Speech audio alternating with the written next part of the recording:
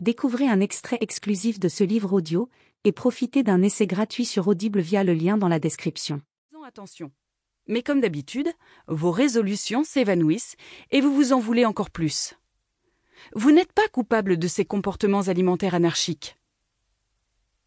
Le pouvoir de votre volonté n'est tout simplement pas assez entraîné pour contrer les mécanismes physiologiques puissants qui provoquent ces épisodes de suralimentation.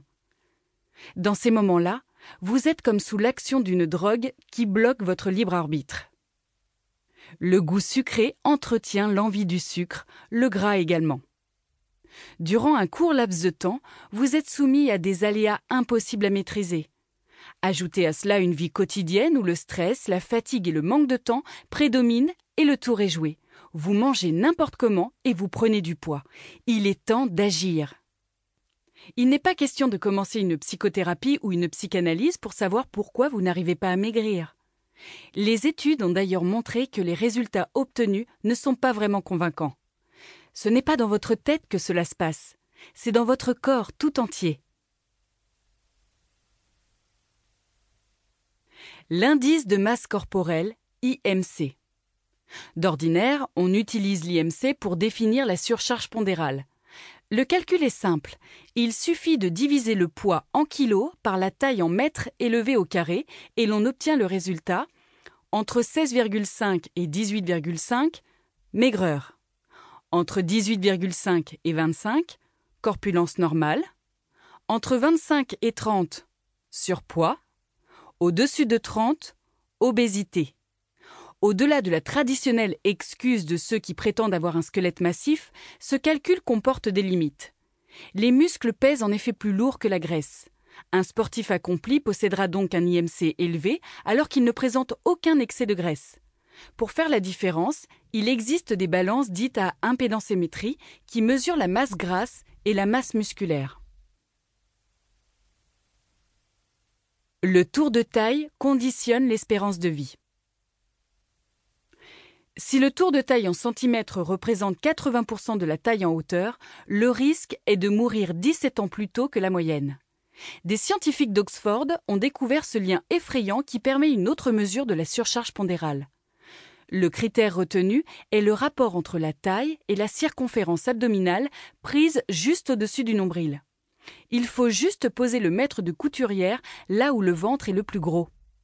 Cette donnée est importante parce qu'elle apporte un nouvel éclairage. Selon la répartition de la graisse dans le corps, le risque pour la santé n'est pas le même. Globalement, celle qui s'étale sur le ventre augmente en flèche les risques de maladies cardiovasculaires et de diabète, ce qui n'est pas le cas pour la graisse située sur les fesses et les cuisses. Des chercheurs ont même découvert que les femmes pourvues de grosses fesses bénéficiaient d'une meilleure protection cardiovasculaire.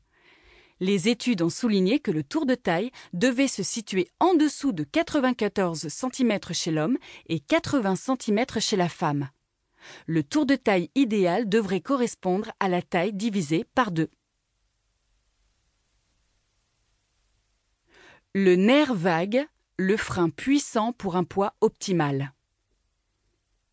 La chirurgie bariatrique est actuellement un moyen clé de lutte contre l'obésité arrivée au stade de maladie. Cette chirurgie consiste en grande partie à diminuer la taille de l'estomac qui reçoit les aliments de façon à transmettre au cerveau une sensation de satiété rapide et efficace.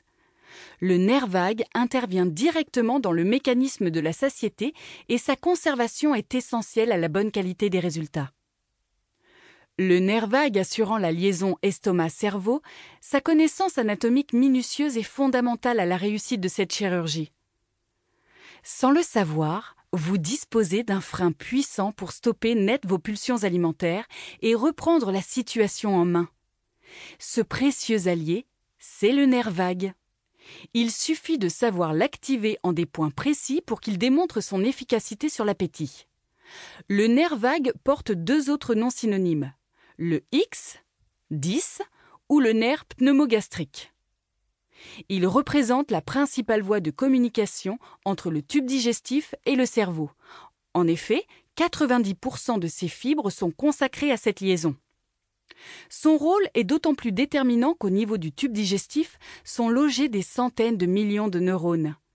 C'est la raison pour laquelle on parle du ventre comme de notre deuxième cerveau. En pratique, des informations sont donc transmises du tube digestif au cerveau par ce gros... Livre audio complet gratuit disponible en description de cette vidéo.